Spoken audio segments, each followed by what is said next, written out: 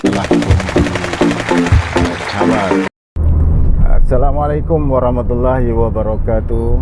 Sahabat-sahabat yang saya kasihi sekalian, terima kasih kepada viewers dan subscriber yang sudi bersama-sama saya menentang golongan yang kita katakan mengelirukan masyarakat. Sekarang saya dalam perjalanan menuju ke Bandar Sunway untuk berjumpa sahabat saya yang juga seorang YouTuber yang ingin bersama-sama dengan saya untuk menentang golongan tersebut, dan beliau ingin berbincang dengan saya terlebih dahulu kerana channel beliau merupakan bukan channel menentang ataupun channel reaction menentang Wahabi, tetapi beliau tertarik dengan cara saya dan katanya juga dengan cara ketegasan Dr. Nasir Vlog yang setiap hari membuat video berkaitan dengan menentang dakwah-dakwah yang cuba memprovok ustaz-ustaz ahli sunnah wal jamaah, di mana di atas ketegasan itu beliau tertarik ingin turut serta bersama-sama. Kita akan menambah seberapa banyak channel-channel YouTube, kerana provokasi berlaku di channel YouTube dan juga di Facebook hampir setiap hari. Macam-macam channel yang dikeluarkan oleh mereka-mereka ini bertujuan melemahkan ustaz-ustaz ataupun asatizah ahli sunnah wal jamaah dan mengelirukan masyarakat supaya tidak mempercayai ustaz-ustaz ahli sunnah wal jamaah. Dan inilah kaedah dan cara yang mereka lakukan setiap masa, setiap hari keluar saja video-video seperti itu. Dan kemarin satu video yang begitu orang kata tidak bertanggungjawab tular di media sosial YouTube, yakni yang bertajuk "Adakah Aswaja Bermazhab Syaitan?", yang dikeluarkan oleh satu channel Abdul Hadi Bertanya. Sahabat-sahabat sekalian, berhati-hatilah dengan channel ini. Mereka beliau ini sentiasa membuat provokasi ke atas asatizah ahli sunnah wal jamaah. Saya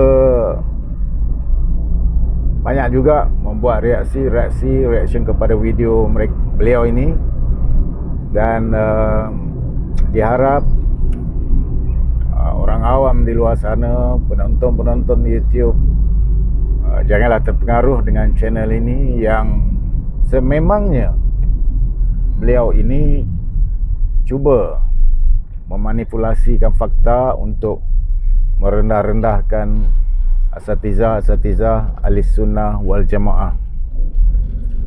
Sahabat-sahabat sekalian, perlu peka, negara kita ini 13 buah negeri adalah bermazhab Imam Asy-Syafi'i, dan amalan-amalan mengikut Imam Asy-Syafi'i ini begitu lama, sejak sekian lama, turun-temurun daripada nenek moyang kita dahulu lagi. Dan hari ini kita nampak cobaan-cobaan untuk mengelirukan masyarakat, di mana mereka mengatakan bahawa amalan-amalan kita itu tidak bertepatan dengan sunnah Rasulullah sallallahu alaihi wasallam, dan apa yang mereka bawa tu yang benar, kata mereka. Inilah yang saya kata mengelirukan. apa yang benarnya, mengapa tidak 30 tahun, 40 tahun dulu mereka perbetulkan, adakah ustaz-ustaz ataupun ulama-ulama Ahlussunnah wal Jamaah daripada 4 mazhab ini tidak mengikut Al-Quran dan As-Sunnah? Ya, saya bertanya kepada mereka ini, sampai hari ini mereka tidak menjawab. Mereka kata ikutlah Al-Quran dan Sunnah, ikutlah hadis-hadis yang sahih, janganlah percaya kepada hadis-hadis yang palsu. Adakah Imam Syafi'i telah memartabatkan hadis-hadis palsu? Sedangkan Imam Syafi'i lahir di zaman salaf. Mereka mengatakan bahawa mereka adalah satu golongan yang benar-benar mengikut salaf dan tidak perlu lagi mengikut mazhab-mazhab 4. Ini yang mengelirukan kita. Adakah kesemua kita ini tidak perlu mengikut mazhab keempat? 4 mazhab lah, maksud saya salah satu daripada 4 mazhab tersebut. Sedangkan kita ni rata-rata tidak pandai dalam beragama. Kita mestilah ikut ulama-ulama. Apa yang ulama syarahkan kepada kita, kita kena ikut. Dan kita kebetulan kita bermazhab Syafi'i, dan kita ikutlah ulama-ulama yang bermazhab Syafi'i. Mengapa pula kita tidak perlu mengikut mazhab? Sedangkan mazhab itu adalah satu firqah yang memboleh kita membuat amalan-amalan yang betul kepada Allah Subhanahu Wa Taala. Berlakunya mazhab ini, apa yang kita faham ialah berlaku kekhilafan dalam tafsiran-tafsiran hadis dan tafsiran-tafsiran ayat Al-Quran dalam sesuatu perkara. Contohnya dalam membaca kunut, kita ambil contoh. Jadi mazhab Imam Syafi'i ini dia menganjurkan membaca kunut dalam solat subuh itu setiap hari. Tetapi mazhab-mazhab lain ada yang tidak membaca kunut, dan ada yang membaca kunut pada pada waktu-waktu tertentu saja. Jadi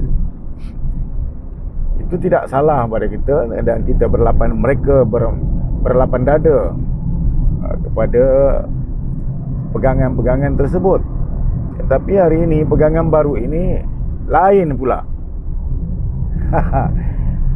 Maksud saya, mereka membawa sesuatu yang seolah-olah agama ini diperbaharui. Dan ada pula channel yang menyatakan kita perlu memandaikan umat, jangan membodohkan umat. Apakah umat-umat yang ada sekarang ini dan sebelum ini yang mengikut mazhab Imam Syafi'i ini bodoh? Maksud saya, ulama-ulama kita ni bodoh, sehingga kan perlu dipandai-pandaikan kembali, diperbetulkan lagi apa yang kita amal selama ini, dan perlu dirubah, membuat amalan-amalan yang baru. Adakah begitu? Sahabat-sahabat, inilah yang memeningkan kepala kita semua kan. Setelah muncul mereka-mereka ini, bukan sekarang, sebenarnya sudah lama kemunculan mereka ini di tanah Melayu dan juga di Nusantara. Padahal awalnya mungkin tidak keterlaluan begini, tapi di akhir-akhir ini kalau kita tengok, setelah adanya media sosial, ya, ada channel-channel YouTube, mereka ini lebih, orang kata, gairah dan lebih orang kata kuat lagi membuat provokasi dan reaction yang begitu kencang ke atas asatiza Ahlussunnah wal Jamaah. Ya, inilah terpanggil saya untuk bangkit bersama-sama sahabat-sahabat saya yang lain di dalam channel YouTube bagi menentang channel-channel mereka ini, ya. Terutama channel-channel yang begitu garang sekali, seperti channel Abdul Hadi Bertanya ini, yang terang-terang membuat pertuduhan-pertuduhan yang melampau ke atas ahli sunnah wal jamaah. Adakah patut dikata ahli sunnah wal jamaah ini bermazhab syaitan? Nampak macam bentuk pertanyaan, tapi bahasanya itu agak keterlaluan. Jadi sekiranya ahli sunnah wal jamaah ini bermazhab syaitan, siapakah syaitan itu? Dan dia juga mengaku dia bukan Wahabi dan dia ahli sunnah wal jamaah. Ini bermakna dia juga syaitan kot, kan? Betul tak betul kawan-kawan? Jadi